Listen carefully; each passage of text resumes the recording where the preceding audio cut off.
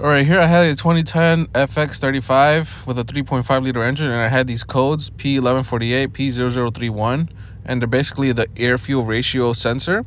And here I have a wiring diagram. And basically what I did was I tested the heater side, because the code for the heater side, well, the heater pins are 3 and 4. And basically what you have to do is you have to remove the engine cover and these intake boots so you can get to the connectors. This is the one on the passenger side. That's bank 1. It's under this like evap line, and here you can see I'm testing the heater side 3 and 4, and I'm doing that because I'm testing resistance. And you can see here I got 11,000 ohms, so it's way over spec. The spec is like 2 to 4 ohms. And then just in case, just to make sure, I tested the other side on the driver's side. That one's under this like heater hose. It was a little hidden, so you have to move that heater hose. And the same thing, bank 2 AF sensor also is 3 and 4, but here's the heater hose. I'm just trying to kind of show, but on that one I got 2.3 ohms, so that one was in spec. So that one was good. And then here's I guess a diagram of the bank 2 side. It's literally the same.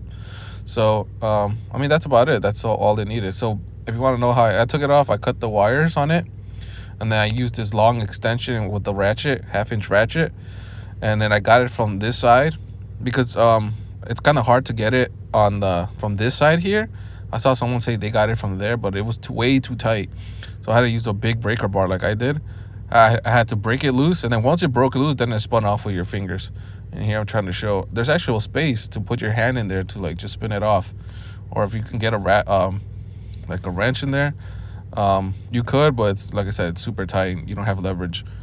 This is the part I replaced it with. It looks very similar. I think it's the same. It's a Denso. And then I tested it too, and it was 2.2 ohms. So that was in spec. And then this is the part number. Sorry, it's upside down, but it's a Denso 2349036. I don't know how much it costs. Probably like $200, I think. But yeah, and unfortunately, if you do have to do bank 2, that one looks a lot tougher. I tried to look at the bottom.